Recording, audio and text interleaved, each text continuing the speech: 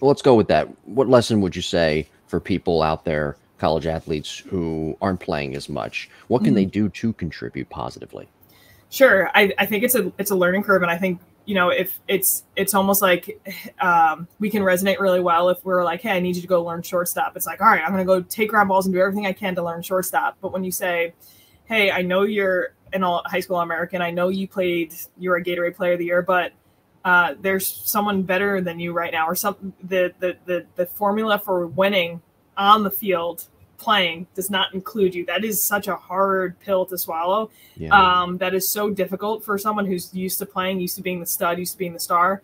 So the same energy that would go towards like, hey, I need you to learn a new position on the field, you need to learn a new position in your new role now. So maybe you start studying how to pick pitchers. Like how valuable would it be if you're like, hey, I'm pretty sure she puts her knuckle up on a changeup, or you're trying to watch on the field and you're like, you know what, they have a hole when we have runners on first and second, and we show bunt, they crash first and third, and shortstop doesn't covers third. We have this big hole at short. We could probably do a fake bunt swing. So, things like that. You become such a student of the game. You try to learn the game as much as possible, and then you try to constantly ask yourself, what can I do to help my team today? What, is it that this teammate needs something? Is it that my coach needs this? Is it that, and you constantly ask that question, and then you take the focus off of you, right? It's not about your playing time. It's not about your stats. It's like, hey, can you really commit yourself to trying to win a national championship with this team, or trying to win with this team, or trying to be a part of something bigger than you? Then I think it becomes a lot easier to find those opportunities to help.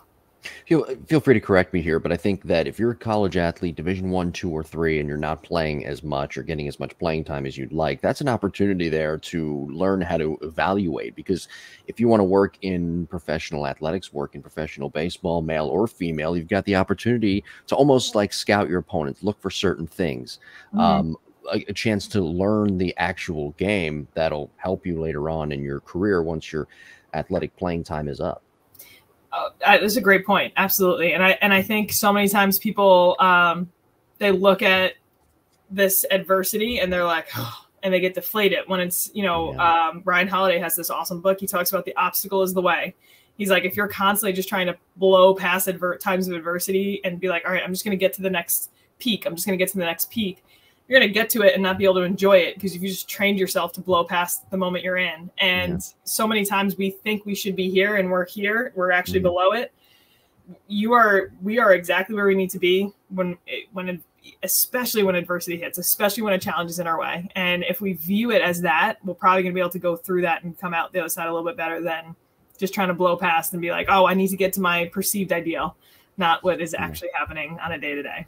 Such a great point. That's why it's so hard for athletes who experience that second death. I think that's why athletes just continue to play, because they have this goal in mind, this mountaintop they want to reach, and they feel like they never reach it.